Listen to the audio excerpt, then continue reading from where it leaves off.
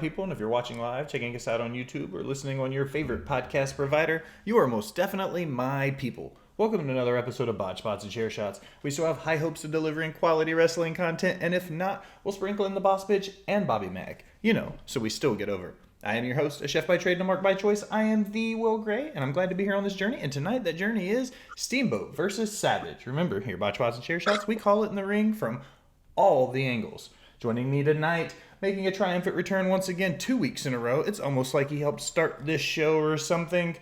The yellow shoe guy, Bobby Mack. Bobby, how are you? I'm doing well. How about yourself? You look really nice today. I put my headphones on. Oh, wait a second. What? Okay, you look normal now. I look normal now. I'm not wearing a wrestling t-shirt. I know. I wore Ninja Turtles today. Is that what that T is on your hat, Turtles?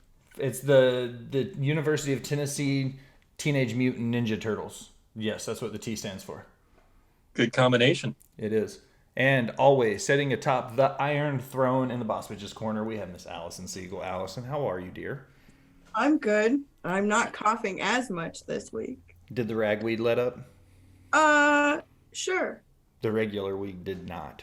The regular week did not. Ladies, gentlemen, I always start it the same way. What has you pissed off for greatness this week in professional wrestling? Either Bobby. one of you. Don't jump at the opportunity here, guys. I have one if Bobby's not prepared. Yeah, go for it. I'm always Okay. prepared, though. So what has me pissed off is I'm really tired of all of the Bray Wyatt Easter eggs. Let's bring him out or just stop. I'm done. Like every pay-per-view, every episode of any show is, oh, is he gonna show up? Nope, didn't this time. Like there's always all these rumors, and now they're planning all these Easter eggs. Like they played his music at a house show. There's fireflies and lanterns on the Seth and Riddle poster for Extreme Rules.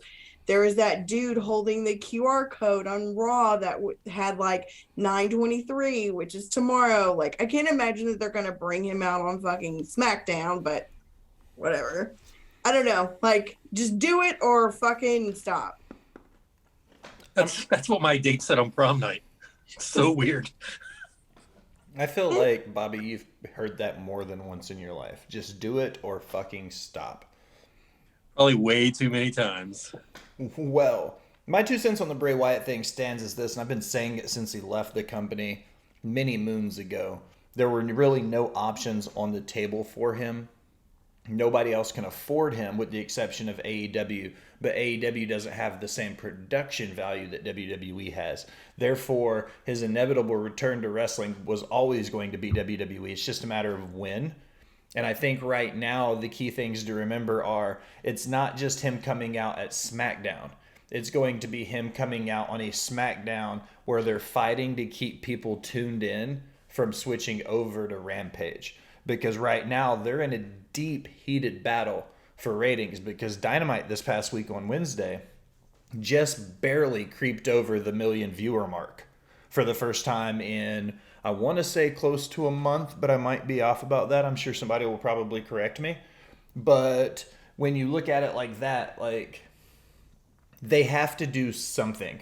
We'll get to some of the other stuff that AEW is doing with who they're bringing out. But I think if Triple H and Shawn and Steph and those guys back in Connecticut want to keep the momentum going forward, they need to debut him sooner rather than later. Agreed. Yeah, and I think, if I'm not mistaken, I thought I heard that the last time AEW got a $1 million rating was last year, the same time. And I think that was around the Punk debut. So, But I could totally be wrong. That was when they were still doing, that was one of the rare Rampage where they were live.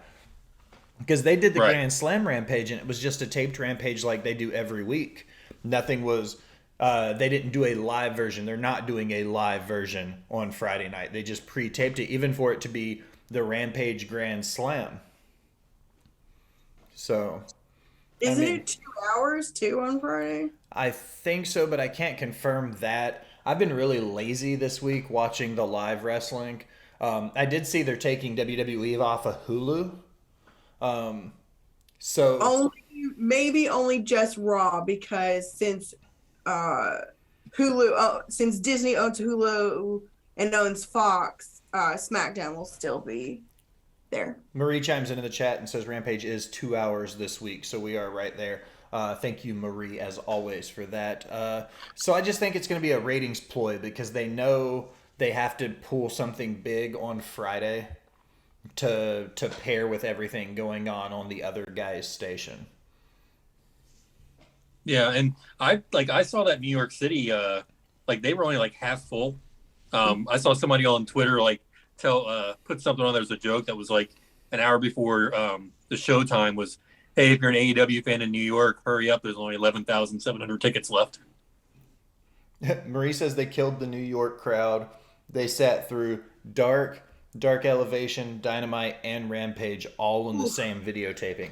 Dude, that's rough. Allison, when you and I went to see Dynamite in Nashville, we saw him at Municipal, the same venue that we saw Ric Flair's last match. Two totally different production style shows. But do you think AEW doing the taping straight through the way they do it, where you're setting through 3, 4, 5 hours nonstop of wrestling, do you think that's too much and they should break it up? It was a lot, but you and I missed the dark matches. Yeah. Because of traffic and trying to fucking find somewhere to park. But it is a nightmare. It's a lot. Like, we only sat through Dynamite and Rampage, and that was roughly like 3.5 hours because they did the set change. And it wasn't even 3.5 hours because the filming of Rampage isn't the whole hour. Because they do no promos, they do nothing. It's just literally come out to the ring, wrestle, go. It's like 4 10-minute matches is all it is. I think that they're getting to a point where they'll need to shit or get off the pot with Rampage being its own live show as well. With WWE doing most of SmackDown live now and Raw being live every week, I think it's inevitable AEW is going to have to pull the trigger and do either a second hour on Rampage every week or move Rampage to being live so they can start selling other markets. One of the big things TK said this week and after the all-out scrum was that unlike Jim Crockett Promotions, he has a lot more money than they did. So he says he's not going to fold the way they did. In order for him to do that is he's going to have to book in competitive markets. One of the things I've been reading about recently is the power markets in professional wrestling. A lot of people always talk in the South, and Bobby, you can talk on this as well, I'm sure. Jim Crockett Promotions, one of the things that they got shafted for was when they moved out of the key demo, when they moved out of the Carolinas and they moved out of Chicago and they moved to Philadelphia. A lot of people, they had a lot of trouble putting butts in seats when they moved to these other markets. TK has to break this mold of getting out of Minnesota, getting out of Chicago, getting out of Las Vegas, and he's going to have to start breaking into some of these other markets if he wants to continue to grow, and that might include adding a second live TV show every week. Bobby, did any of that make sense to you? Yeah, but I kind of disagree. I think as young as the company is, I think he needs to stay in those markets that he's making the money in, that he can out, the entire show. Because when he goes to a market like New York, gets a big building and only can sell out half of it, it's embarrassing to him, it's embarrassing to his company, and it starts to put chinks in the armor. And I think that was Crockett's same mistake. He started going after, WWE in their own territories, their own homes, and, failed massively. Agreed. So I think TK's best move is to stay where the fire's hot, to fish where there's fish in the hole, and don't worry about going to these other markets yet. Keep doing what you're doing good, make it great, and then these markets will want you in their backyard, and they're going to ask you to come. So I know he's got more money than Crockett, supposedly. He probably does. But Crockett's downfall, a lot of people say, I heard Flair say it, was when he went past the Mississippi River, that was his downfall. And when he started to try to attack Vince straightforward, that was his downfall. And I think that he could be TK getting into that same situation. You don't need to attack the WWF in their homeland. if you're going to go to New York, don't go to Madison Square Garden. Go to the ballroom. Like, Well, don't put yourself. Well, they did Arthur Ashe was for Grand Slam. They were at a, because Arthur Ashe's sold out attendance is 23,000. So you take away a third of that for comps and production, then you're looking at maybe on the high end, the high 16s, or maybe pushing 17,000 total is all you're going to get in that building. I think AEW could put more than 17,000 in a building for a big show. I think it's debatable. I think in Chicago they could. I think in Vegas they could. I don't know if they're ready for New York. Allison, what do you think? Do you think they need to branch out from these same, like, their big four of the cities they're going into, or do they need to stick to their guns and keep pushing in the markets they're succeeding in? I think they need to branch out slightly, not a ton. I mean, the show that they did here in Nashville, it sold out. It did. Yeah, like, I mean, it was full. I mean, other than like the little tiny bit of municipal that they had blocked off, but I mean, like, it was a sold out show. And the crowd was good. I think, like, if they picked some of the bigger southern markets, they would do fine. Like, they've done a few shows, like, they've done one show here, they've done a couple shows in Georgia, like in Atlanta. Like, I'm not saying, like, add it into, like, full rotation, but at least, like, one or two shows a year, would be good. Bring a pay-per-view down here. I know they only have 4, and then they do their, kind of sort of pay-per-view, because, like, to me, Grand Slam had a better production value than All Out. Like, for Grand Slam, they brought out the video ramp, which they didn't have at All Out, which was weird to me, but whatever.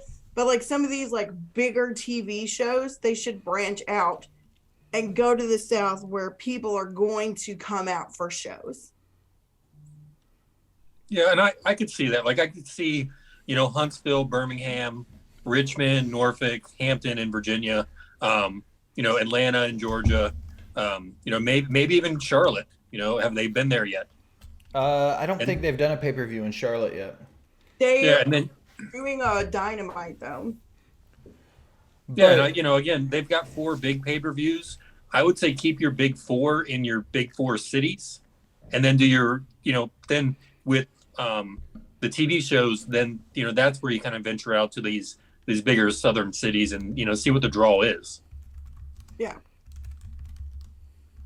Bobby, what has you pissed off for greatness? Let me mess up my own segment here. What has you pissed off for greatness? Oh, man. I guess it's any of these little fanboys that get on TikTok and think just because they can go TikTok live that it's a podcast.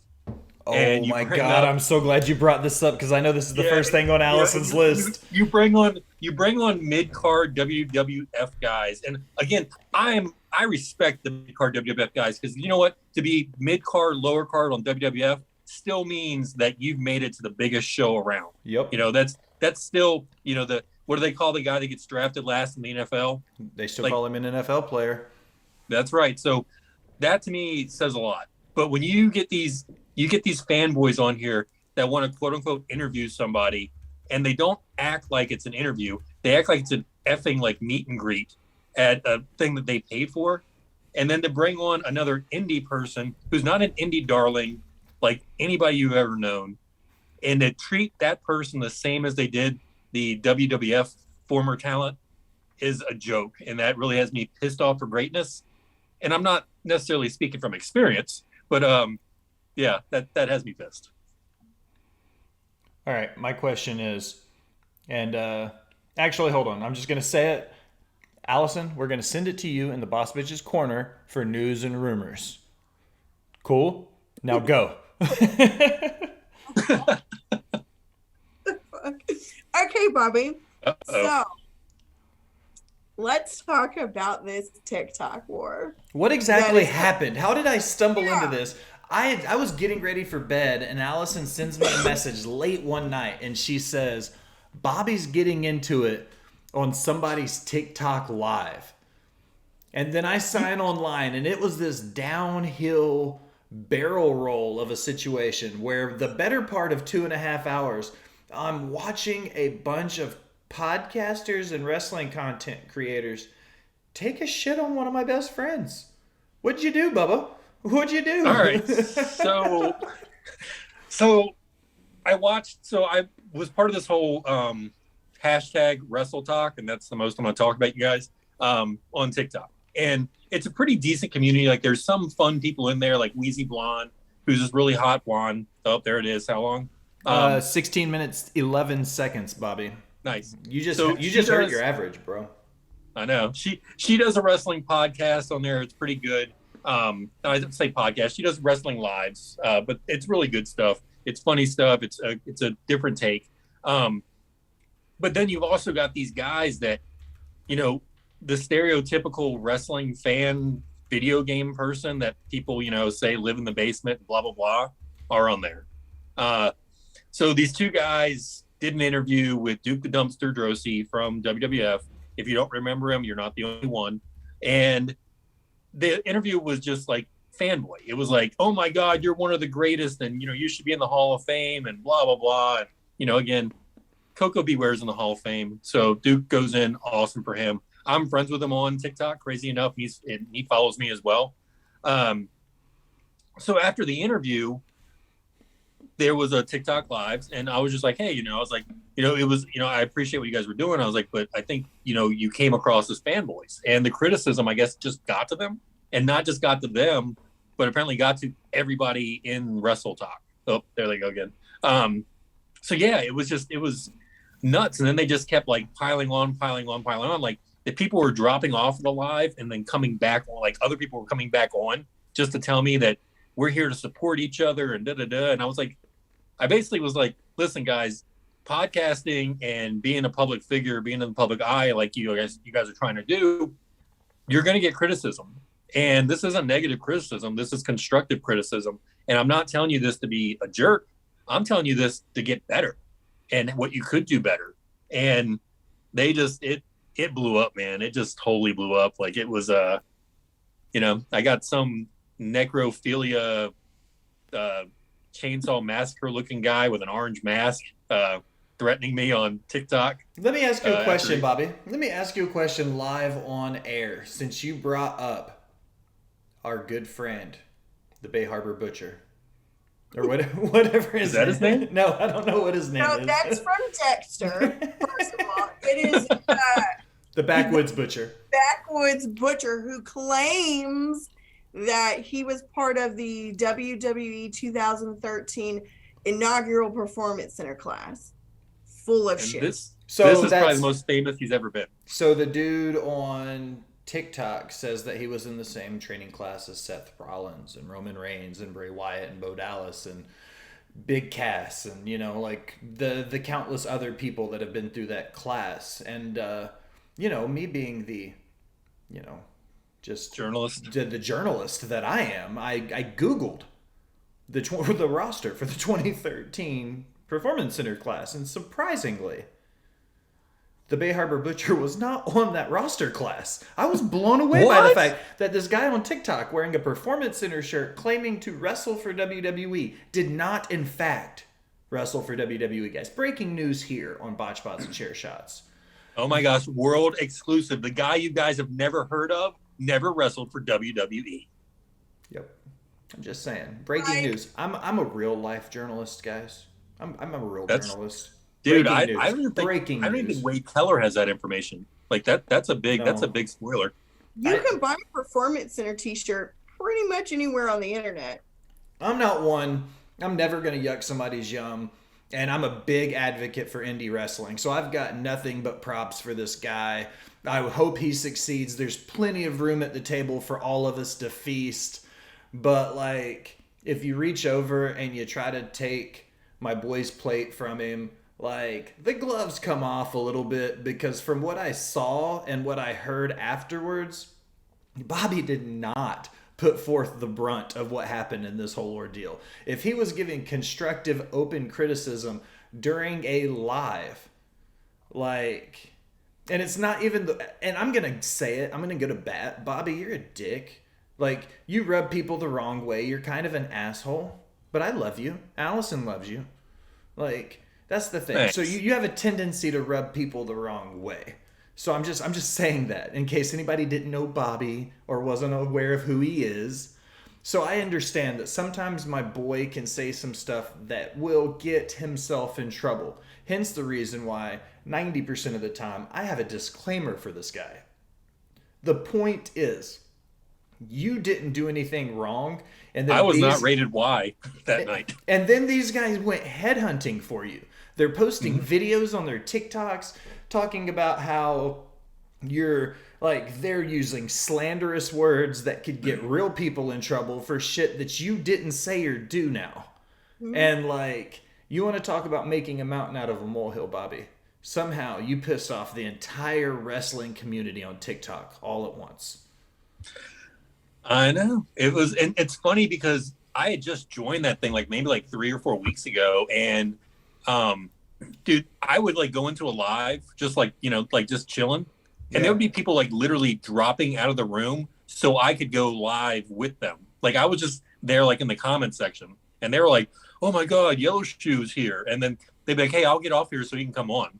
Like, it was really like, they really treated me like I was a WWE guy, or I'm sorry, an indie guy that wore an orange mask with glasses underneath it. So it kind of hurt my feelings because I thought I was somebody with them, and then all of a sudden I realized that everybody is somebody with them. Bobby, you can be somebody with me. Marie says that she pissed off the New Japan subreddit with 2 different posts on 2 different days. So nice job, Marie. I'm gonna give mad shout outs for anybody. I don't think, like, we should make it a monthly segment where we come in and we decide which of the 3 of us got the most heat that month. Well, I've got a warning now on my TikTok, like basically a rated Y almost, that if I mess up again or get like anybody else upset, that I could possibly be suspended and blah blah blah. Isn't this already your second TikTok account now though? Didn't you already have didn't you have another one that got banned already? No, I think you're mistaking me with one Yellow Shoe guy. I don't know him. Yeah. So let me give this. I'm glad he's gone because it really hurt my feet to wear one yellow shoe and another shoe. Okay, so you're the one that got in trouble, but they're the ones that straight threatened your life via a live, but you're the one that gets a community guidelines. Yep, because I was insensitive. One dude literally said he was going to come for you. And you're the one who got in trouble for it. You're the guy that looks like who's that actor with the eye that's in the Rogue One? Shut up, Bobby. I can't remember his name. God, you're stupid. Like, the thing that bothered me the most about the whole situation was they're like blasting this guy's personal business about him having mental health issues or whatever they said. Yeah. It's like, these are private things and he's not here to talk about that himself. Like, you don't need to be blasting this dude's thing. And like, if they shouldn't have brought it up. No, This is the perfect example about this, guys. Okay, and I'm gonna say I don't usually bring it up often. I don't talk about having cancer on purpose. I choose not to. If I bring it up, then I expect people to ask questions or be like, "What happened? How did it go?" Blah blah blah. That's what you expect. If you bring up something even as remotely small as a TikTok live public figure, if you open yourself to the live market, you have to expect there's going to be criticism. And once again, I go back to the fact that Bobby wasn't a negative critic. He was giving positive reinforcement, but explaining how, you know, like, hey, I get what you're doing here. If you look at steps A, B, and C, this might get better. They took it the wrong way and Right. made Bobby look like he was the devil. Yeah, like they took it as an attack, and like the thing that really bothered me the most was when that Smokey guy or whatever literally said that if that dude, and I'm not gonna say his name because I'm not gonna blast his business, but like the fact that like he literally said that if that dude did something to himself because of what you said, that it was your fault. Like that for me was like, bro, like, no, first of all, like, you don't know him, you don't know what he's going through. Like that, like to put that on somebody that you don't know, who doesn't know the person, like that's some fucked up shit. And like that was the moment, was like, nah, I'm fucking coming for these motherfuckers. So not only did I follow every one of those motherfuckers on TikTok, anytime they fucking post anything, I'm going to report the absolute fuck out of them. Okay. I love you both. That was another thing they were saying, was like, well, there's so much more of us than you and blah blah blah. And I was like, dude, I've almost got 5,000 followers. You guys are barely over 1,000. And yeah, and they were like, well, we're coming after you and we're gonna make sure you get banned. And I'm like, all right, go for it. Ladies and gentlemen, they're coming for us. I'm going to say this, guys. I love both of you. I don't want to talk about TikTok anymore. Fuck those guys. Allison, what's next on your list? Okay, wait. I have one more thing to say. What's next? And it's from my homegirl, Marie. Oh. Girl, if anybody ever comes for you on TikTok or whatever, just send it to me. I'll get them. Trust. Fuck those guys. Marie agrees with me. Fuck those guys. Okay, next on my list is Mox is the 3-time, and I put this in quotes for a reason, AEW World Champion, the first 3-time World Champion. But he's the first 3-time World Champion over the span of what? A month? He won the title. Well, no, he was interim champ. Yeah. He won the title, then he lost it, and now he's won it again. So they're calling that he's a 3-time AEW World Champion. Well, technically, so he's lost the belt twice. Yeah, technically he is. Technically, only 2, because no. He won the belt the first time. Kenny Omega beat Mox to take the belt. Oh. Yeah, because it was Jericho, then Mox, then Omega. See, this was pre-Alison started watching wrestling days, so we'll give you a little bit of a pass. Mox was the second champion. Oh, just kidding. Then it went around. Yeah, he beat Jericho. Yeah, then it went back, and now we've got Mox for the 3rd time. The question is, if you take the interim title, would that count as 4? I mean, technically, I suppose. I think the interim title is a stupid thing anyways. The Punk injury, Bobby, you and I we've spoken ad nauseum about this and the fact that it's the old JCP, Bill Watts look at it. If you can't defend your title inside of 30 days, you have to relinquish. There's no interim until you come back. You get 30 days to defend the title, and if your injury's bad enough you can't work in 30 days, you get rid of the belt. Pure and simple. Yep, except for when Ronnie Garvin won the belt from Ric Flair. Because they extended the 30 days because they didn't want Garvin to defend the belt against anybody else except for Flair until Starrcade. So they extended it, I think, to like 40 days or 45 days. But that's the only time I remember it ever being extended. I just think it's dumb. I'm really glad that he didn't wear 2 belts when they did the interim thing, and he got it because Sammy did 2 belts, and then who else did 2 belts recently? Everybody. Pretty much Roman, everybody. the Usos. Oh yeah, well, I wasn't going to go there because those are technically still. But no, they said they unified the tag titles. They unified the undisputed Universal Heavyweight Champion. Like, why the fuck are there still 2 belts then? Hopefully it's this whole thing that the rumor is like Triple H is like wanting to make better belts. I say better, like, belts that just don't advertise the company's logo. I would love to go back to a winged eagle. Yeah, and there's rumors that Triple H is. I'm sorry, that's stepping on Allison's toes. There's opinions that Triple H might be wanting to go back to some belts that are more traditional belts versus what we have now. That was actually on my rumors and stuff for last week, but I didn't get to it. Really? Hmm. Do you think they Oops. should bring back some of the old belts? Do you think the Weed Eagle? Do you think maybe going back to the traditional IC title, like what Allison has behind her? Should we go back to one of those maybe? It's because I really, really hate the new Intercontinental title design. It doesn't remind it. You look at it, it doesn't look like an IC title.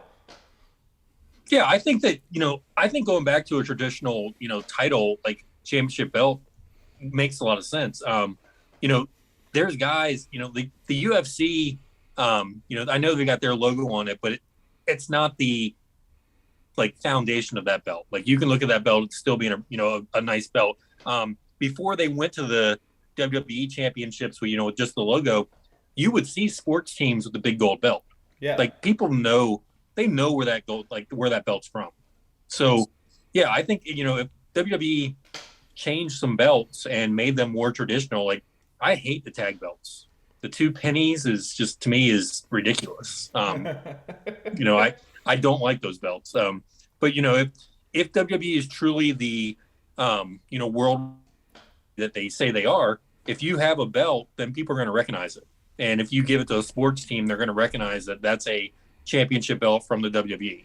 You know what belt I recognize every time I see it? The 10 pounds of fucking gold. Put some respect on the name, man. People, I love the 10 pounds of gold. That's my favorite. Next to the IC title, I think that might be my favorite belt design. The IC title that Alison has? The traditional IC, Ricky Steamboat, Macho Man IC title belt. Even though the white one technically came out with Ultimate Warrior had a white one, a yellow one, and a black one at 3 different points. And then Cody Rhodes brought back the white belt when he brought it back because he said he was bringing prestige back to the title. So I think they need to go back to that IC title. That's my favorite belt, is that version of it. Yeah, I feel like if Cody wins it from Roman at Mania, the world title, I feel like then that's a nice time to introduce the Wing Angle, is having Cody reintroduce it since he's the one that reintroduced the Intercontinental title. Do you think Cody getting the belt is inevitable even with Daddy Trips at the helm? Triple H is a businessman more now than I think he was when he was wrestling regularly and always burying WCW talent. So I'm not a Cody fan. I don't think realistically Cody would beat a Roman Reigns. But I think that's where they're going to go because I think they've invested way too much money and time in any other way. Kai says, are there any modern belt designs, meaning anything after 2000 to current, that the 3 of us are fans of? I really like the Raw women's belt. I love the white with the red. Like, I think it's really pretty. I think both of those are cool, but I agree with what Bobby was saying. I think they should go back to a more designed center plate and lose the logo. Yeah. Like, I like the individualism of having side plates, but move the logo to the side plates and go back to a nameplate on the front like they used to do. You know what I mean? Do something like that. I think that would be super easy for them to do, and it would give a little bit more... Now that they're calling it a belt again, and they're calling it a strap again, like, why not bring back some of the prestige? And a belt that I'm a big fan of, real big fan of right now, is the AEW All-Atlantic title. Like, it's brand new. It don't get no newer than that. And I think what they did there by going back to the Mid-South North American Championship with the big gold bars, like, I think that is a cool shout out to Territory Wrestling bringing back a classic design and a championship belt. I think that looks like a wrestling title.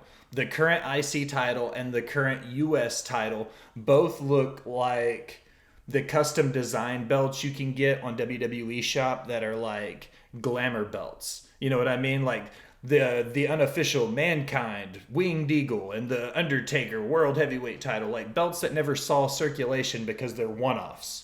You know what I mean? That's what that looks like. We need to go back to a more traditional belt design.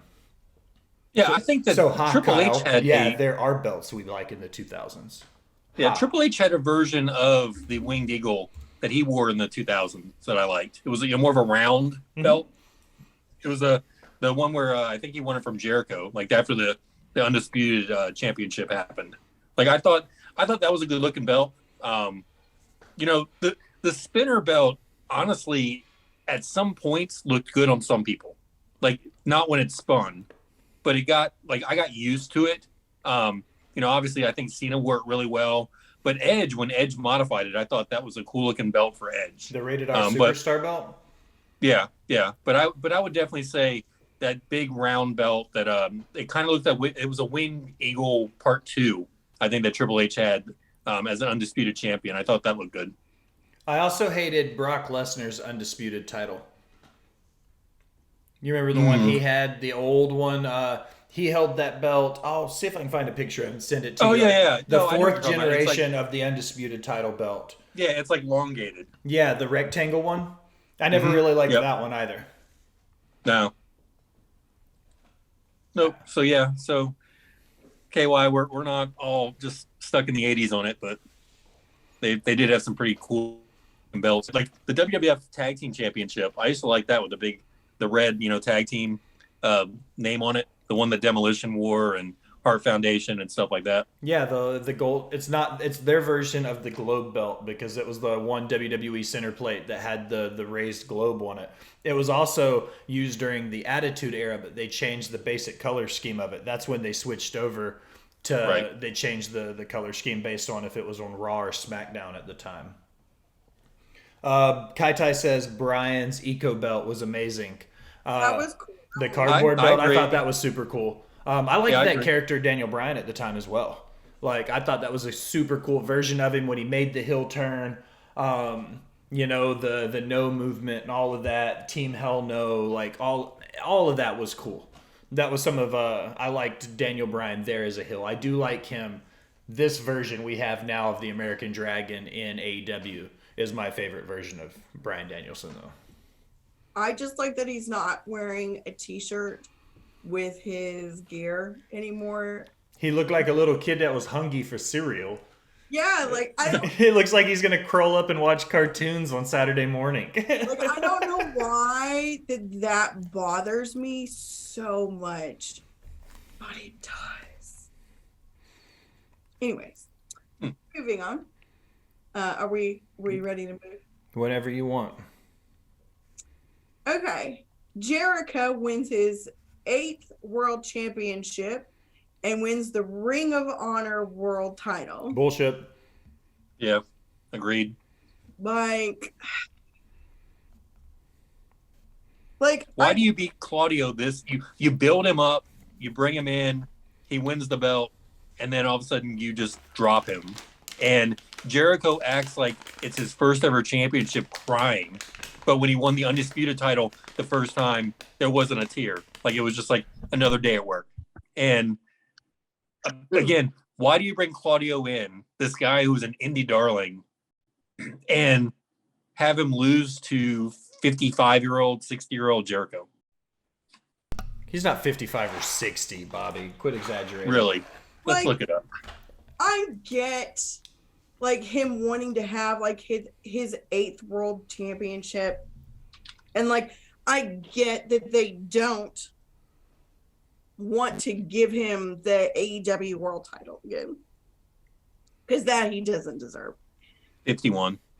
Kai Tai says it's about Daniel Garcia, and then Marie says fuck Daniel Garcia. Promptly followed very quickly. I mean, I don't know. I just thought it was a weird move, and so did the entirety of Twitter. I think it was silly to bring him in, build him up. And I don't even want to say build him up. Let's not even say that. Let's talk about how that whole booking fiasco happened. Jonathan Gresham leaves AEW, asks for his release. The whole leaking of him going to Dark to record Dark tapings, but they wouldn't let him go with the Ring of Honor belt because they know he was going to lose it before the matches came out, so they wouldn't let him go out with the belt. Like, all of the shady stuff that happened, you did that and you pissed off Jonathan Gresham. Also, you could take the belt a month later and drop it to Jericho for no real reason. Like, it's Jericho getting the belt is nothing. Cesaro, Claudio Castagnoli will win another world title somewhere. and probably maybe even be AW's belt one day. He'll win another one. My question is, how does that make Jonathan Gresham feel to where they handled the booking of the title the way they did for them just to mishandle it a month later, where nobody truly understands why you're going to put your world title on Chris Jericho now in this moment? Yeah. Chris Jericho a year ago, maybe. Chris Jericho 2 years ago, for sure. Chris Jericho right now in 2022 is not in a world title picture in any fashion. This came out of left field. They haven't built him up to be a competitor in a world title scene in any way. And they haven't built Garcia enough for this to be like some weirdo storyline. Like, I disagree there. They've pushed Garcia to the fucking moon. But nobody cares. I know that guy gets more main events than anybody else. He has main evented more Rampage and Dynamites than anybody else. That is a fact. I do agree that I don't get why. Like Marie said, like, there's nothing memorable about him. Like, I literally forget that he exists. Like, yeah. I want to combine him and Sammy together into one person. The only thing he reminds me to do is go pee or change the channel. Well, that about sums that up, I feel like. I don't really give a... Like, I like Chris Jericho, and I like what he's doing in the Jericho Appreciation Society and sports entertainers, not pro wrestlers. Like, I understand all of that. I think it's great. But that doesn't equate to this version of Jericho being a world champion. I'm sorry. That's just my opinion. Yeah, and I agree. And, like, I agree with Marie in the chat, too, is the fact that, you know, if they're going for a TV deal, then, yeah, you know what, maybe they need Jericho. Maybe they need Jericho's name. But, you know, ECW, when it first launched their TV deal, they didn't need any of those big WWE names. Like, in fact, if you watch the first, like, 5 or 6 episodes, there's no WWE guys on there. Then all of a sudden, it's Batista main eventing. It's Big Show main eventing. It's basically, to me, a WWE invasion. And then the show went from decent to, man, this sucks. Yeah. ECW was never as good as it was when it was on True TV. And you had to stay up late on Friday or Thursday nights to watch it at, what was it, 11 o'clock? Something like that. Yeah. You had to stay up late to watch it, and it came on Thursday nights, and it was a 1-hour TV show, and it was always like, it was like watching GCW on steroids. Every match had color. Everybody went through tables and chairs. You had Sandman drinking beer in the stands. Like, it was literally smoking cigarettes. Yeah. Yeah. 13-year-old Will in the late 90s was eating that shit up. You know what I mean? It was like rock style. It was like rock style. Like, you would like see these interviews where guys are like in and out of the camera. You know, it's like just going nuts. Like, and then all of a sudden it was in the ring. Like, it was nothing any wrestling fan at that point in time had ever seen before. It was like grunge rock. It was like the grunge rock version of the wrestling world. Is what it was like watching ECW in the 90s. Yep, I agree 1,000%. Up until the end, and that's where they kind of lost their formula, and then ended up, you know, going under. And then, of course, WWECW was a total train wreck after the first 4 or 5 weeks, when they started losing their trust in the originals and wanted to introduce not only new talent, which, you know, there was some talent there, like Morrison and stuff like that, but they wanted to get rid of, like, they basically took the mid-card guys from WWE and made them the main event of ECW. And that buried the entire brand. You don't think Vince, as the ECW heavyweight champion, got over with the crowd? I don't know, dude. That do-rag was pretty sweet. Dude, do-rag Vince was the shit. RN is a big fan of do-rag Vince. Allison, what's Bobby next Lashley on your list? versus What's next? Paige to AEW, or whatever what is her real name? Saray, or what? I don't know how to say her real name. I'm just going to call her Paige. Yeah, and I think that might be her downfall, is her real name is not easy to pronounce. Like, do like what China did and just change your name from Saraya. Yeah, Saraya, I believe. Saraya. So, like, I freaking love her, but like, I mean, I'm excited to see like what she'll do. Let me ask you guys a question while we're on the topic Paige, Daniel Bryan, CM Punk to a certain extent, John Moxley to a certain extent, all Chris Jericho, all ex-WWE guys that were having trouble getting medically cleared by doctors in WWE, but have had no trouble signing with AEW. Well, I read something today about Paige that WWE was Soraya. Thank you. Once again, Marie coming in clutch. Soraya. I was reading something earlier about how she was kind of poached by AEW because WWE was working on a deal to bring her back. But I guess AEW offered her more. Honestly, like after what happened with WWE, I'm surprised she would even want to go back there. Well, I think it's good for her. If you can get the money, then go to the other job. I'm kind of in that boat. I just feel like she's going to get buried in AEW like all the other women. But I guess they're teaming her up with Toni Storm. So yeah, and again, and you talk about WWE guys, there's Toni Storm, right there too. Like she didn't get over, but in WWE, but she's still, over now. Paige does have a lot of talent in the ring, and I've seen some videos outside the ring where she's got some talent as well. But I really feel like she could bring that star power to the WWE, and I'm sorry, AEW. So I'm happy she's there. I'd be worried though, like what Will was bringing up is how safe is she going to be? Like, because we see a lot of botches in AEW, especially on the women's division. And that's where I worry is Paige getting in there with somebody who's unsafe and her causing herself more damage. Right.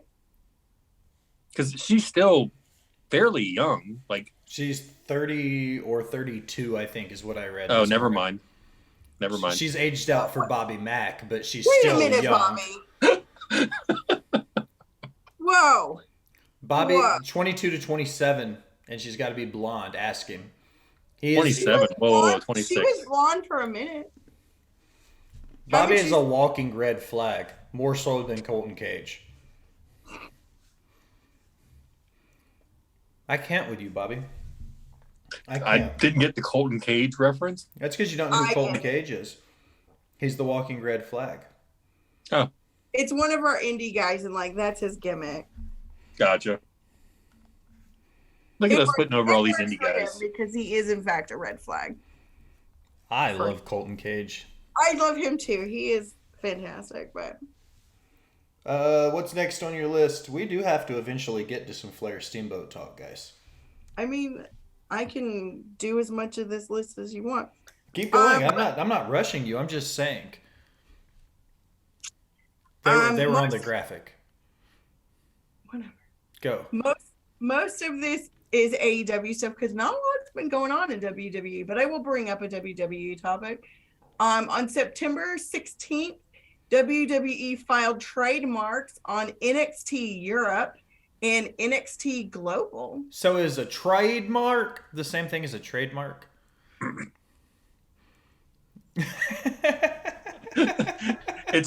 It so confuses me. Like I'm like watching us, live on one, and then the other one, like I see us on Twitch, and it's like a delay. So I see your lips move, and then all of a sudden everybody stops talking. And I think Alison would like you to stop talking at this point. She hates me. As you were. I'm sorry. Yeah. I think the trademarks, they've got something coming. And I can't see Shawn Michaels, not knowing him, personally, or not knowing him, behind the scenes, being in charge of a global brand. But, if it's got NXT attached to it, it seems like he'd have to be part of it somewhere. And is this a feeder system from all these other places in the, world to NXT Orlando? Right. Because that seems like that'd be the next logical name change. If you've got NXT, this, that, and the other thing, then you can't just have one main NXT without any city attached to it. They didn't change it to Disney World Orlando or Disneyland Orlando. There's Disney World, in Orlando. There's Disneyland in California. There's Disney World in Germany. There's Disney World in Japan. Try again. Not France. Germany. France. France. There's one which was originally named Euro Disney, but because the word Euro is associated with money, they had to change the name. Well, I didn't really expect you to be able to rattle that off, you fucking nerd. And Marie, Disney Studios is now Hollywood Studios. Disney Studios is now Hollywood Studios. And we talk about wrestling. So what are we talking about? Dude, you should know me and Disney. I know, it's your thing. The copyright thing. NXT Europe is cool. I think that if they do it and they do it right, it could be a feeder system for NXT and WWE. I don't think they'll be the WWE of Europe because we have the WWE here. You know what I mean? Like, it's never going to be WWE. It's always going to be NXT or NXT Europe, and that's all it'll be. So in best case scenario, it'll be a feeder system for the two larger promotions. Yeah. Yeah, I agree. Next, more bullshit with CM Punk. So CM Punk reportedly not expected to return to AEW, and they're going to just buy out his contract. good.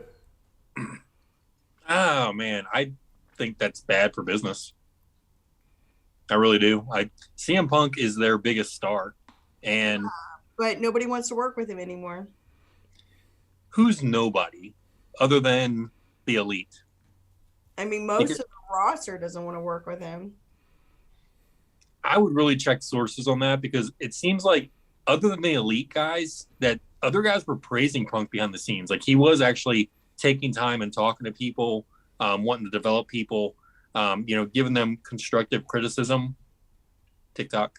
I feel like, I don't know. I feel like Punk's getting a bad rap from the three guys that are suspended. And you know what? Omega was gone for almost a year. The ratings spiked without him there. The Young Bucks, the ratings haven't changed as they've been gone. So I really do feel like Punk is a locker room leader at this point with the guys that want to listen. And you got a guy like Adam Page who insulted Punk and insulted everybody in his generation by saying, we don't need to listen to these veterans. But yet you have Arn Anderson, Tully Blanchard as backstage agents. You have, Jim Ross, you have Tony Schiavone. Sting, who's actively wrestling in your locker room. Yeah, I think if you get rid of those elite bad apples, that somebody like Punk, Bryanson, Moxley, Jericho. Bryanson. He called him Bryanson. Whatever. Bryanson. Luigi or whatever you say. Mario and Luigi. Yeah. Like, I really feel like they're dropping the ball by dropping Punk versus dropping those 4 or 5 other guys that are, I think, more cancerous in the locker room than what Punk is. I feel like cancerous in my blood cells. I'm just kidding. And the crowd goes silent. I hate you, Bobby. Alison, what's next?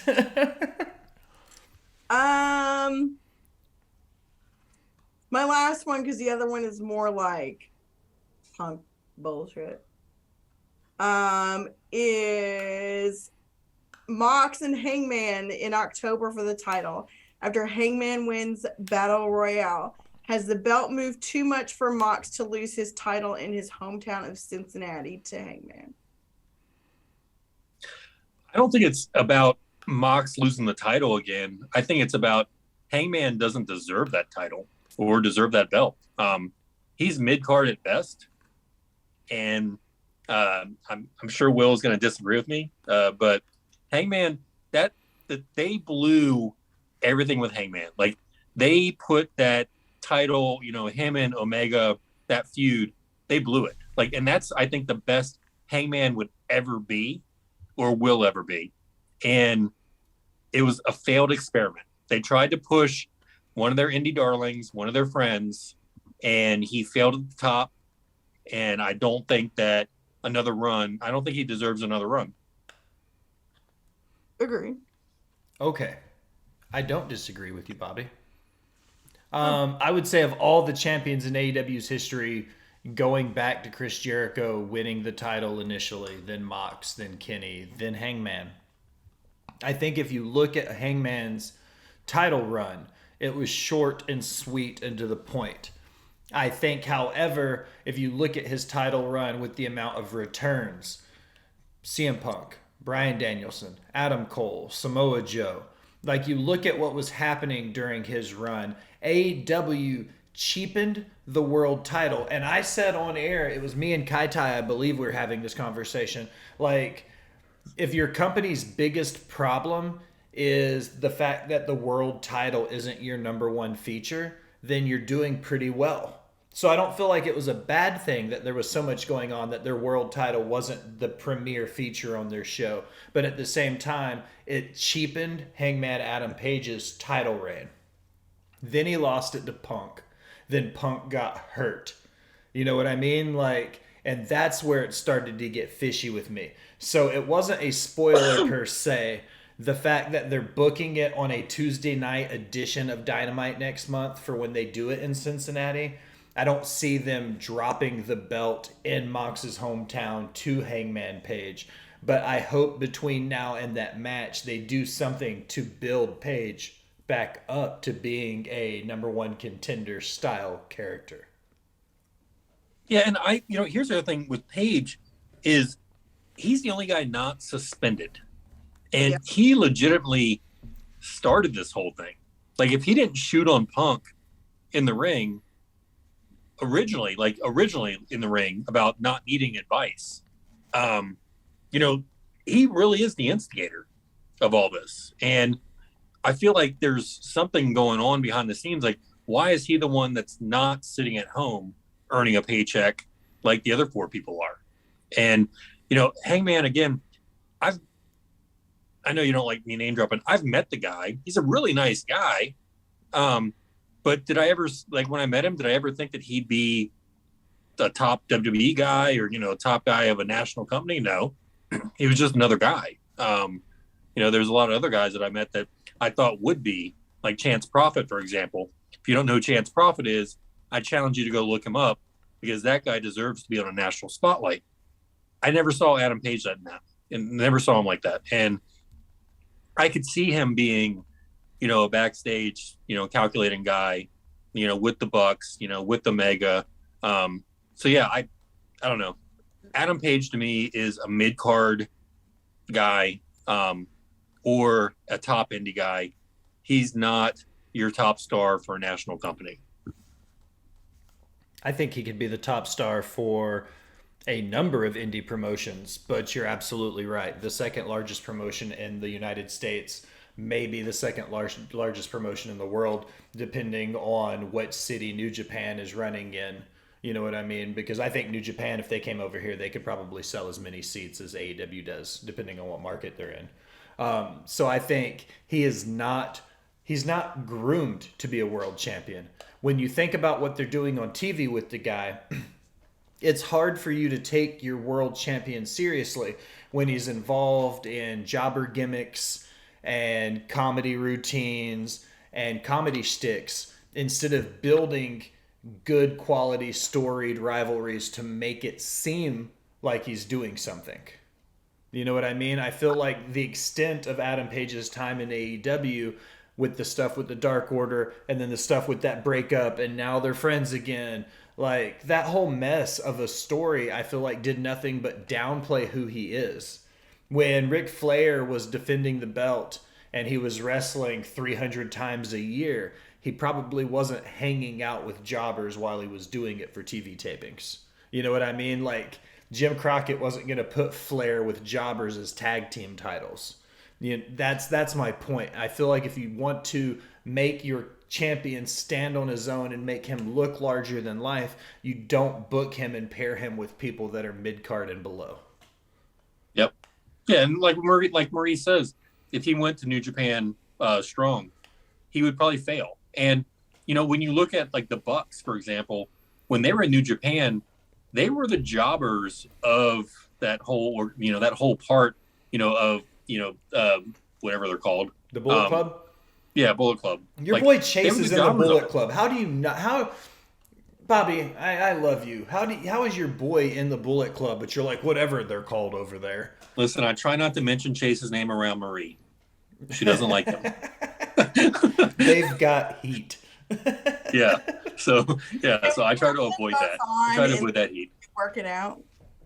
Marie says, "LOL." But she also said Hangman did a tour with New Japan Strong, and it may have helped. But then again, he did fail in New Japan, so he agrees.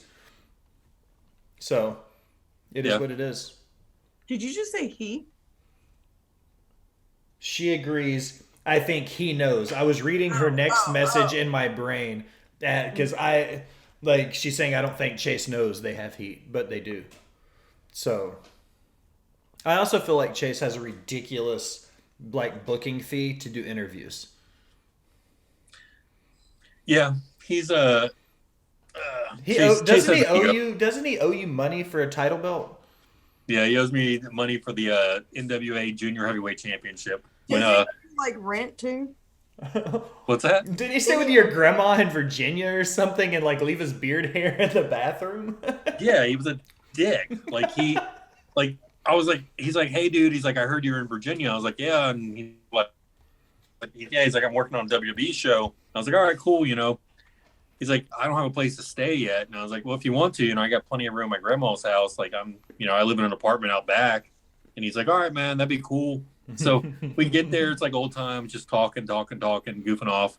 And the next morning he's like, comes down, he shaves his beard or whatever and leaves all the friggin' hair in the bathroom sink. And I was like, I called him out. I was like, dude, you're a dick. He's like, what? And I was like, you didn't clean up any of their shit? And he's like, oh man. He's like, I didn't realize it. He's like, I gotta go. I was like, okay, F you, Chase. I'm gonna start doing that. I'm gonna start keeping my beard trimmings and just dropping them in random people's bathrooms. So that way, if somebody's there, whose beard is this? I want to see, think about the drama I could start if I just start leaving random beard hairs in places. I kind of do the same thing. Whenever I go to a friend's house, I always rub their toothbrush in my butt. I thought I was the only one who did that. I'm glad I've only been to your house 3 times. You leaving your beard hair places would be at your sister's house and my house. Yeah. You literally don't go anywhere else. Well, I have no life. Alison, what's next on your list? That's the end of my list. You didn't go through you did not do mine. I put one on my list. There's one more. Please do. There are two more, and they're both punk. They're both punk related. I want Bobby's opinion on them. Fine. Bobby. Are you going to say it or you want me to? No, I'll say it. Go. WrestlingNews.com reporting Kevin Nash on Punk. At 42-year-olds, Phil is tired. Motherfucker, don't tell me you're tired. Shut the fuck up. Does he have a point with CM Punk's work rate? Yes. Now, I will say that Kevin Nash is not a work rate machine. In fact, the guy banned me for making fun of his injuries, his ACL injuries. But I will say Nash does have a point. CM Punk is only 42. Like Nash said, he hasn't wrestled for 10 years. And now he's complaining about all these injuries or whatever else. Yeah, I don't think there's any reason for Punk to be complaining about these injuries. Granted, he is getting hurt. Why? I don't know, because it's not like he was a steroid guy. It's not like, he was a guy that used all enhancements. It's not like he was on drugs or alcohol or anything like that. CM Punk should be a healthy 42-year-old. And at this point in time, it's like he's just breaking down left and right. So I guess AJ's really working him out pretty hard at the house. But other than that, I don't know why Punk has so many injuries so often. So yes, I agree with Kevin Nash. That's because CM Punk is soft like Charmin. It's all the damn Pepsi. That Pepsi plunge. I feel like CM Punk is the quintessential example of I'm going to take my ball and go home. And I know he's actually used that example on the mic in the past, but we saw it when he was getting on the outs with Ring of Honor. We saw it literally when he packed up the ball, which was the WWE title, and walked out of WWE with it. We see it now with how he's handling himself with AEW. People are surprised. If a duck walks up to me and goes quack, I'm not going to shit my pants over that. You know what I mean? Like, I just call it what it is. And the same thing, like, and you look at Nash calling somebody out like that because, Nash and Hall and, that whole NWO group, they were famous for, oh, I've got a hangnail, I'm not coming tonight. But they never made like these, 8-9 months of not coming back.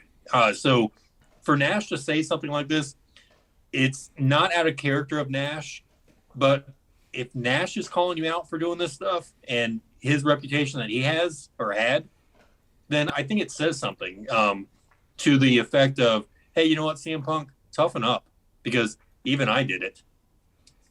And Kevin Nash wasn't exactly a great in-ring worker either. No. He was, other than, being 7 foot tall and, he could talk in the mic once he got to WCW because he wasn't allowed to really talk the way he could. They had to make his finisher illegal because he was doing it wrong and breaking people's fucking necks. Literally, the jackknife power bomb got made illegal because he couldn't do his own finisher correctly. Yeah. Only thing I give him credit for is he was giving it to, the Giant. He was giving it to Goldberg. Like, he was giving it to these muscle-bound guys that at that point in time, you got to look, the Giant was green. Goldberg was green. So I blame Nash, yes. But at the same time, I also wonder if they were taking the move correctly. I think back then there was a whole lot more sandbagging than we were made aware of, because as much shit as Wrestler Court gets flack for in the IWC for being garbage, when it boils down to it, we didn't hear about this stuff in the background because the boys took care of it themselves. You know what I mean? Like, they didn't let it get out into the open. And when he performed with Michaels or with Waltman, they took the move well. Granted, they're smaller guys, but it wasn't just his friends. I think his friends were the ones that could work. I think that's why Nash looked so good against them, is they could work. But when we went to WCW, he didn't have a bunch of guys that could work. When he did that thing with Mysterio on the trailer, like, that was awesome. Mysterio can work. When he wrestled those smaller guys, they could work. But when he wrestled like a Hogan or, again, Goldberg or Giant, it's not that they couldn't work. It's, did they want to work? I think the issue with Nash, by the point he got late in the WCW run, especially around the early 2000s, towards the end of his run as Booker, was he was getting too big for his britches. And that's hard to say when you think about somebody like Kevin Nash, because he did so much for the business as Diesel, plus all the work in NWO and everything. But when he became the lead booker and head of creative for WCW, there was a reason why he only held that job for about 90 days. Yeah, and he said he was overwhelmed. He didn't know what he was doing. He was taking on too much too fast. And I think that was one of the problems that hurt his overall legacy inside of World Championship Wrestling, was because he allowed himself to take on too much. Right. Read the last one.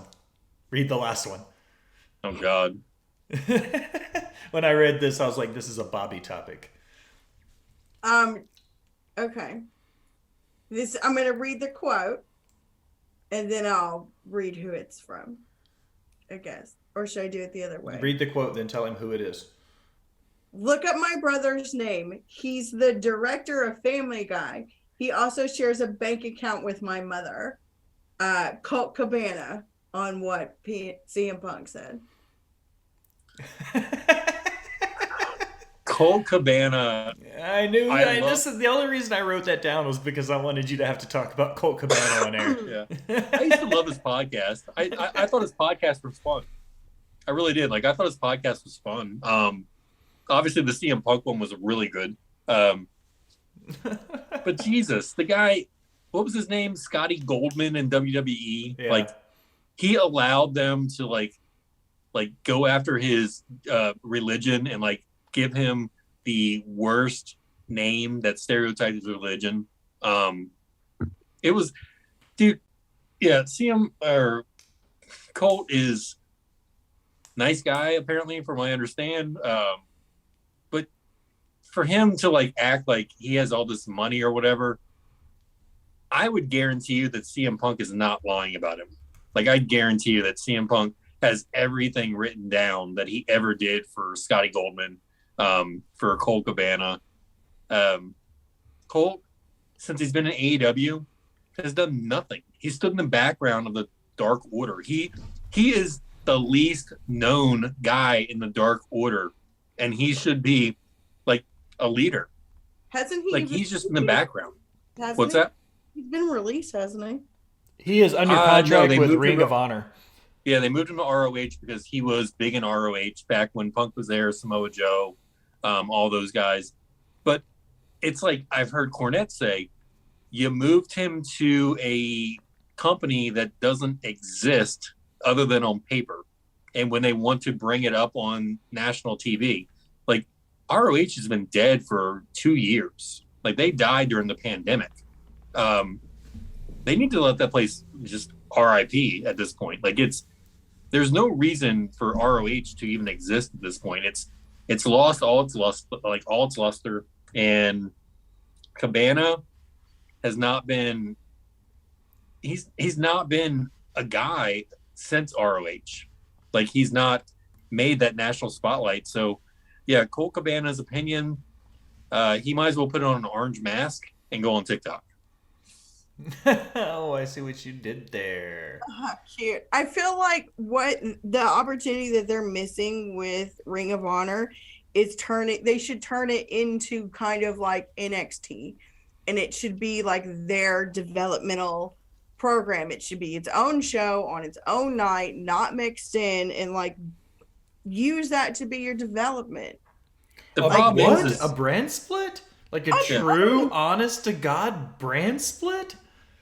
But the problem is AEW is NXT, because you've got all these indie guys now mixed in with the WWE guys. I disagree with that, though, Bobby. There's a lot of guys coming up on the indie circuits right now that are getting trained in schools like the Nightmare Factory. They're getting trained in schools like the Fallout Shelter in New York, where they're trained for TV time. So Jungle Boy, Luchasaurus, even the Bucks, they're not trained. Are you talking about the backyardigans? Like the guys who never went to wrestling school but ended up like making it somehow? I've collectively just started calling them the backyardigans. Right. Like Darby Allin, for example. If it wasn't for Sting, I don't think Darby Allin would be where he is. Like, he's learning from a veteran. I think Darby Allin is up there with Jade Cargill as far as like the drastic leaps they've made in their ability and in-ring work and talking. Like Jade a year and a half ago when she did her debut match with Shaq, totally different woman than she is right now on TV.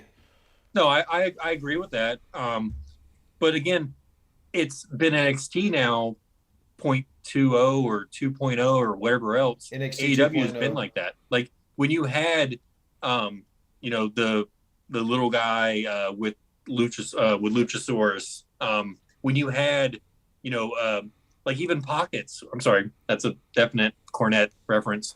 But Orange Cassidy, like, these are guys that could have benefited from a developmental program to teach them how to perform with TV, like how to look at the hard cam, how to do that kind of stuff. Do I like the WWE system? No. I hate when I watch a match and I can visibly see the referee not turning his back to the hard cam. Like, he only works 3/4 of the ring. And if you ever notice it, I don't know if you have, but if you ever notice it, it's hard to like not notice. It's like the arrow in the FedEx logo. Once you see it there, you can't ever get it out of your head. When you realize the WWE refs never turn their back to the hard camera, you'll never stop looking. It's like the left hand on the second rope. Yes. Watch a guy go through Yeah. watch the guy go through the second and third rope. His left hand will always grab the rope. That's because it's trained to do it to make the bump be safer. So once you see it all the time. Go watch Rock Triple H in 1998 for the IC title, and you're going to see left hands grabbing second ropes. Those are the little tidbits that you pick up and you see. Like I said, the arrow and the FedEx logo. Yep. And that's where I see, a lot of these AEW guys, like, if you had like FTR, Jericho, Moxley, Daniel, Punk, all on the main roster, on the main stage, these other guys could really drop off that are quote unquote main eventers, like Adam Page, like Dark Order, and they could work a NXT type of program, where they should be, because legitimately these guys are learning on national television. Like Sammy Guevara, for example, when he first debuted, he wore a panda head. Like, I can never get over that fact. Now, has he improved 1,000 times? Yes. Is his character intriguing at this point? Yes. But what are you guys texting back and forth? I'm not texting. Okay. But where he's come from and where he is now is a big step. But should he have done it on national television with, Tony Khan supporting him as a main eventer? Probably not. I don't think it sped up his transition, but he has come a long way. I feel like to a certain extent, everything you just said could be described. Like, you could just throw a dart at the map and just pick somebody in the AEW locker room, and that could have been who you were talking about. I don't agree with the whole mantra that AEW is just NXT, though. It's not a developmental brand. They've proven that they can have 1 million viewers tune in. They've proven that they got a reputable world title. They've proven they can work with other promotions and cross-promote. I think that Tony Khan, however green he is as a wrestling promoter and booker, has proven over the last 2 years, almost, I guess, 3 years now, or coming up on 3 years. He's, whatever the case is, the 2 to 3 year span that we've had AEW, he's proven that however green he is making steps. If you look back at the original Stadium Stampede, and then you look at where we're at now, you see what I mean? Like, think about what was happening on TV around that time versus where we're at now. We're at least getting cohesive storylines. We're having good matches. Every match doesn't have a gimmick. We do see a lot of unnecessary blood and stuff like that, but he has made strides. So I don't think they're purely developmental. They're not a glorified indie with a budget. I don't agree with that. They're not. This is going to sound weird. They're not as good as they think they are. Does that make sense? No, that doesn't sound weird. Yeah, no, that makes total sense. Like, again, but I think, again, my opinion is they would be better off without the Elite. What did I say? I said that the Elite would be in WWE by WrestleMania. I still stand by that. I don't know.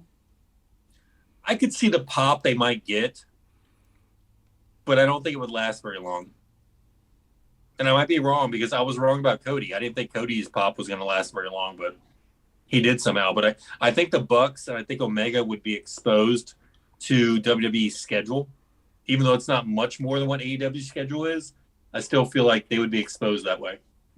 But, like, the thing with Cody is that Cody carries some weight with his name and a little bit of prestige, where the Bucks will be mid-card at best in WWE. Like, we have some really good tag teams that know how to properly be tag teams in WWE, and putting the Bucks with them I would almost be I would be embarrassed for the Usos to have to wrestle the Bucks. That's a ballsy statement, Miss Siegel. Yeah.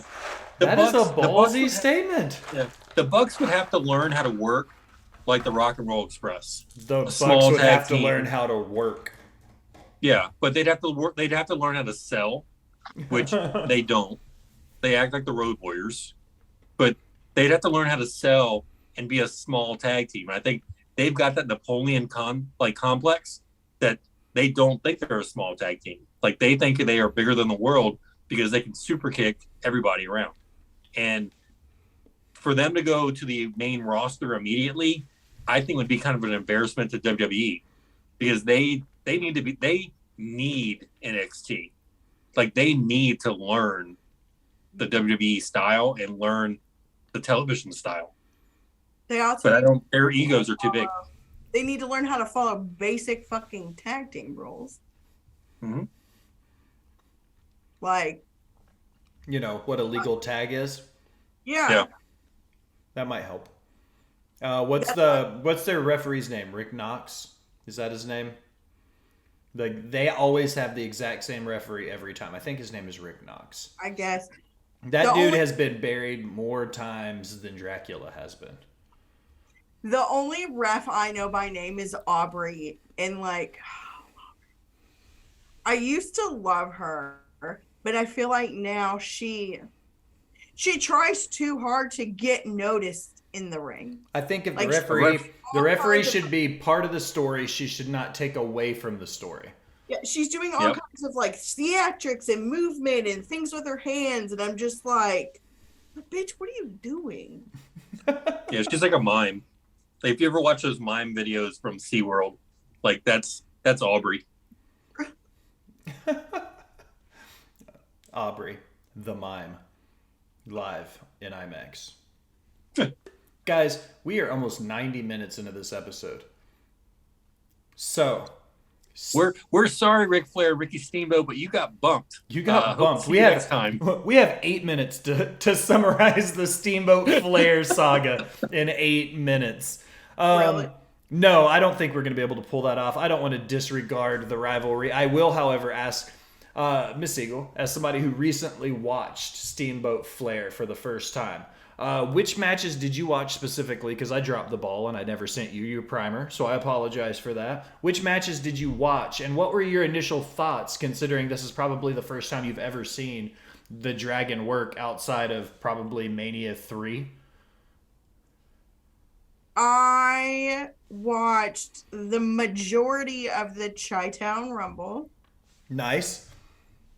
I was trying to watch them in order, mm-hmm. and that was the first one, and I didn't. However, I thought it was really good. You look perplexed by my answer. No, I'm just listening. I'm eating bottle caps. Oh, okay. I mean, from when I was able to watch of it, like, I thought it was really cool. Like, I like watching the old wrestling because, like, while, like, the flippy dippy, like, high flying shit is, like, super fucking cool. Like, Marie says you do try super hard. No, she was talking about Aubrey. Oh, never mind. I thought she was talking about you trying hard to watch the match. Never mind. I'm special. Go ahead. I didn't mean to interrupt you. But he did anyway. He did anyway. Yeah, like, I thought it was really cool. So when you and I met Ricky a few weeks ago, a month ago. We met Ricky a month ago. Before you got there, because you were on Will Gray time. The world runs on Will Gray time.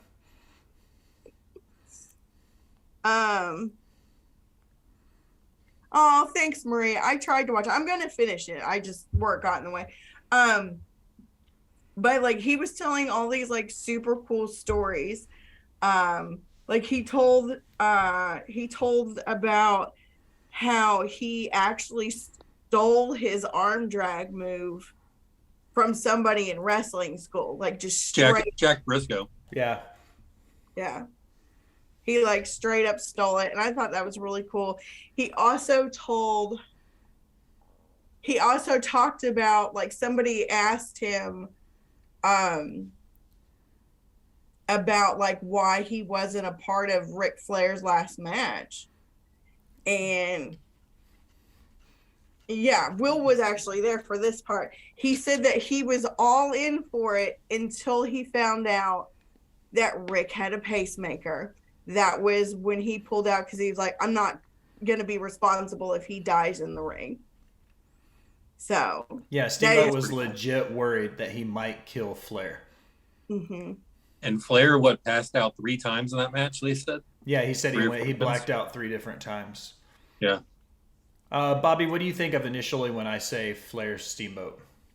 I think it's one of the greatest rivalries in professional wrestling. Like, it went for 30 years. Like, their first match in 77, their last match in 94, I believe it was. It's one of the most underrated feuds, I think, in professional wrestling history. Flair said, the 3-part series in 89 was something to see, but all the matches they had prior to 89 that weren't on tape were even better. Like you said earlier, I think off air, their first match was in 77. They had a great rivalry in 84 where Steamboat won the Mid-Atlantic, I think, television championship from Flair. And in fact, if you really look at history, in 94, before Hogan got to WCW, Ricky Steamboat was the main event partner of Ric Flair. Like, they were going back and forth on the card, as the main event. So Steamboat and Flair, to me, it makes wrestling what it was. This was before, you still got it, or, this, whatever they chant out there, the claps or whatever, for watching 2 performers perform their profession in the ring. These 2 guys, if they were, nowadays, then, this is awesome and all that kind of stuff would be chanted. And back then it wasn't chanted, but the fact that every one of their matches was awesome was something like that just continues today. And, it's crazy to think that this feud, like this main event feud, their last ever match was on a Saturday night's WCW Saturday night, like TV 605 taping. From them, being pay-per-view headliners to headlining one of the, lowest rated WCW shows ever, says, what I think the company thought of them at some point. But that match still was just as good as any match they ever had. And, they both wrestled, I think, Savage, at WrestleMania for belts. And yet they still say they would rather wrestle each other because they didn't have to call it. They didn't have to write down a script. They called everything in the ring, and they knew each other so well that every match was a 5-star match. My 2 cents on Flair Steamboat. If you look at their first match, when it was Greg Valentine and Ric Flair versus Steamboat and Wahoo, because Steamboat came in as Wahoo's apprentice, like his right hand. And then you look at their last match with Steamboat and Sting versus Ric Flair and Stone Cold, or Stunning Steve Austin then, sorry. Not Stone Cold Steve Austin, Stunning Steve Austin, at the ripe young 1994 Stunning Steve Austin. If you look at the distance and the longevity of how many matches these 2 had, I think the key thing to take away from it is if you look at the 1989 rivalry. Steamboat got the title from Flair. Then you look at the Clash of Champions match with the best 2 out of 3 falls. What you're talking about, the way they called the matches and the way they ran it in the ring. Think about the fact that this was a 60-minute in the ring called match. You want to talk about Brett and Shawn's Iron Man match and some of the other Iron Man matches. Think about the fact that Flair and Steamboat went 60 minutes doing a best 2 out of 3 falls match, and they literally tore the house down for 60 minutes. They go back and forth between the 2, leading up to the Wrestle War change, which happened actually in Nashville, Tennessee, when Ric Flair regained the title. But if you look at the roughly 3-month, the 90-day period that they had it, they had 4 or 5 banger matches, tag team matches together. And this is literally in the middle of their rivalry. You know what I mean? They've 10 years after their first match at this point, 20 years before their last match together. And they put on a 90-day period in wrestling history where it's just like match after match after match. And this is NWA, WCW tapings. So it's not even like, little house shows. Like at this point, they're selling out TV and they're still going out there and putting it on. And they continued to do so well into the 90s. And I mean, Steamboat still today in 2022 says he wants to wrestle one more time. He says he'll only do it if it's going to allow his legacy to stay intact. He doesn't want to do anything that's going to hurt what he's done for his career at this point by doing something where people are going to go, that's not the Ricky the Dragon we know. If he's not going to do a super deep arm drag, he's like, I'm not going to do an arm drag. If it's not going to look like Ricky the Dragon at Mania 3, he's not going to do it. Yeah, that Jack Briscoe arm drag that he does is, it's incredible. It's better than what Jack Briscoe's arm drag was, in my opinion. I did see that he is booked for a match in North Carolina, I believe, and it's being titled his last match.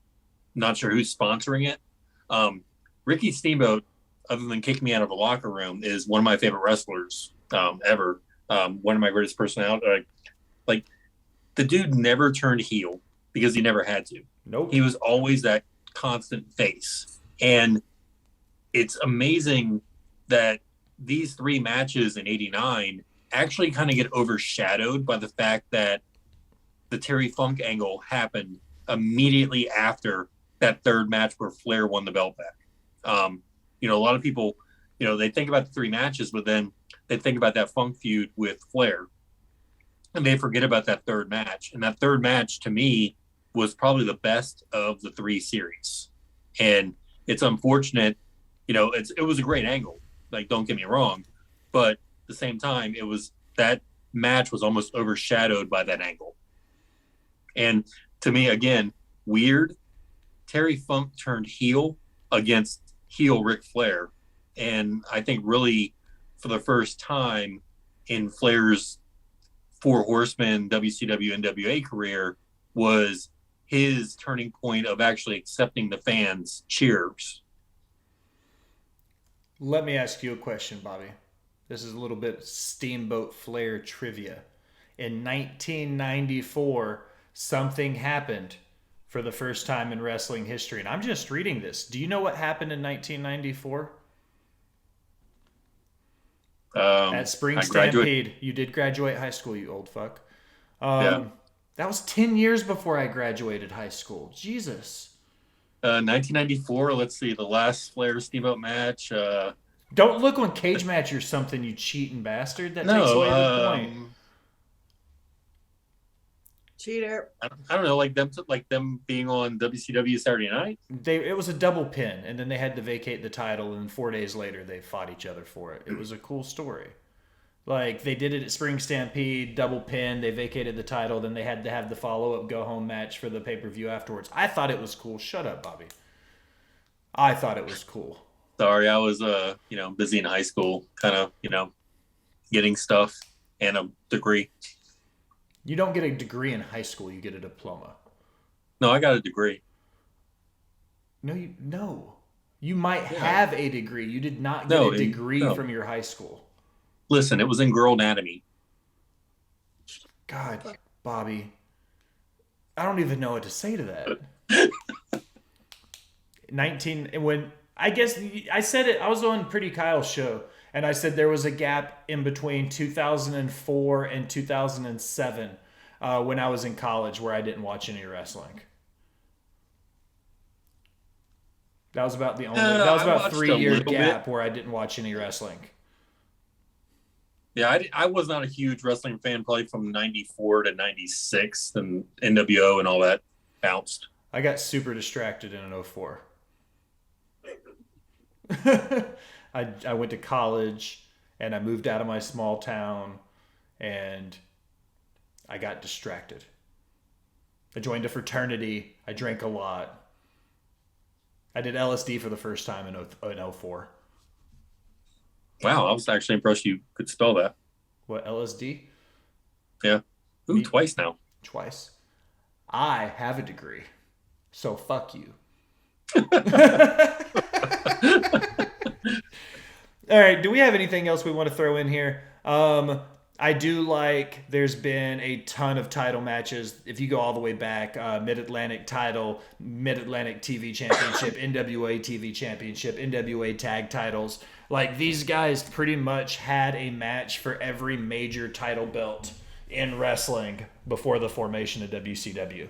I think that kind of says it all when you want to summarize one of the most important rivalries in wrestling in a 15-minute block. Yeah, and I again, Flair was always the main event. Steamboat was not always the main event, but Steamboat was always in the main event company. Like, he was in WWF when Hogan was the main event. And they gave him the belt, and granted, it was for a very small amount of time, the IC belt. But it was really because he chose to leave. Like, he chose that. He based a lot of his career on his family and developing his family. And it's kind of weird and sad to think back now, like, he's actually divorced from that wife and all this kind of stuff. But, when he went to WCW that last time, like 89 and went on, like, that was impressive because they knew what they had and they knew what Flair Steamboat could draw. And back then it was what wrestling was, because Steamboat was never a talker, but he could perform in the ring and he could tell his talking was in the ring. That was his story. So I think Ricky Steamboat's sometimes underappreciated for what he was as a character and what he was as a pro wrestler. When they brought him back to WWF as the dragon with the fire breathing, that was a waste. Like, that was a waste. But yeah, I'm glad he got this run with Flair, main eventing. I'm glad he got that strap, because he really is one of those guys, those unsung heroes, like that you talk about, with Piper or, those type that didn't get the big belt. And Ricky Steamboat, I think, deserved that title, not because of his longevity, but for the simple fact that he was one of the greatest professional wrestlers in the history of sports entertainment or pro wrestling. I couldn't have said it better myself, my friend. I could say it with an accent.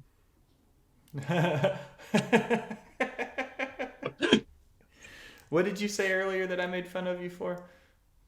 That wasn't me. That was Alison. I know you always mistake the two of us. You guys look so much alike. Yeah. Bobby, plug your stuff. All right. Well, I guess if you want to go on TikTok and yell at me about being a pro wrestling fan, you can find me as Yellow Shoe Guy up there. Anytime you want to play some video games, mainly GTA or Batman Arkham Asylum, you can find me on Xbox at Yellow Shoe Guy. Just drop one of the L's.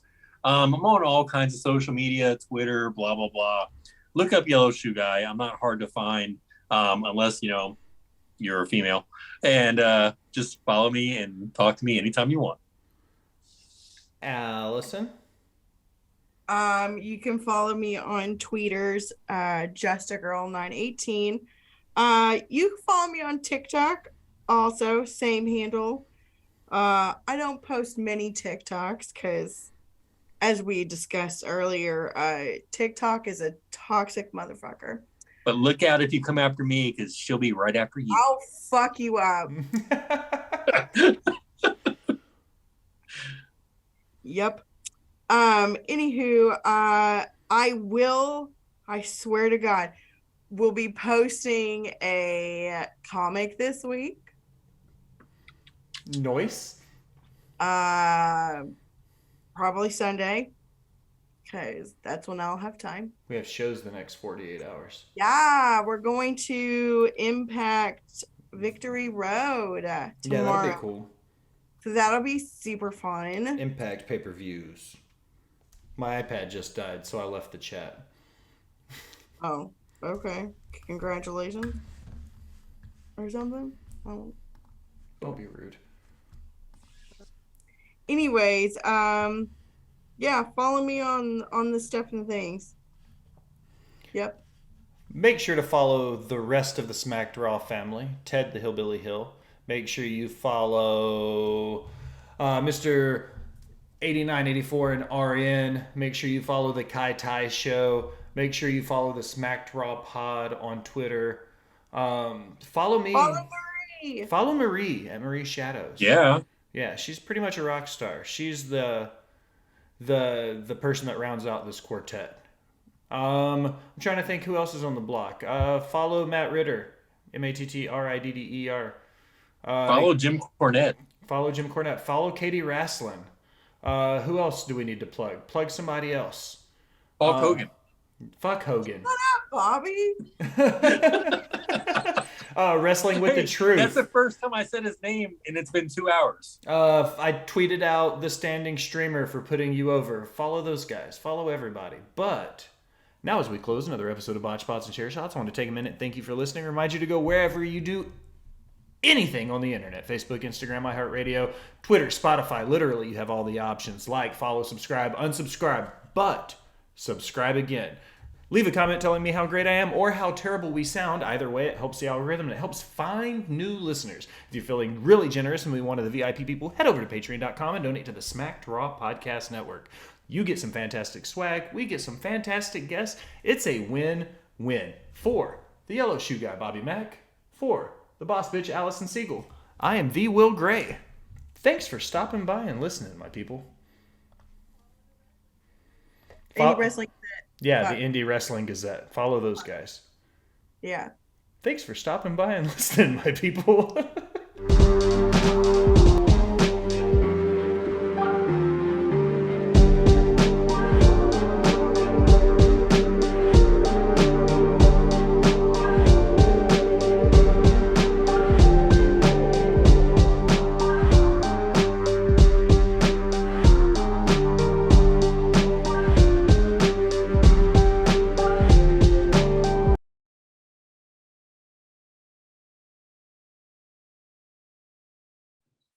Botch Spots and Share Shots After Dark.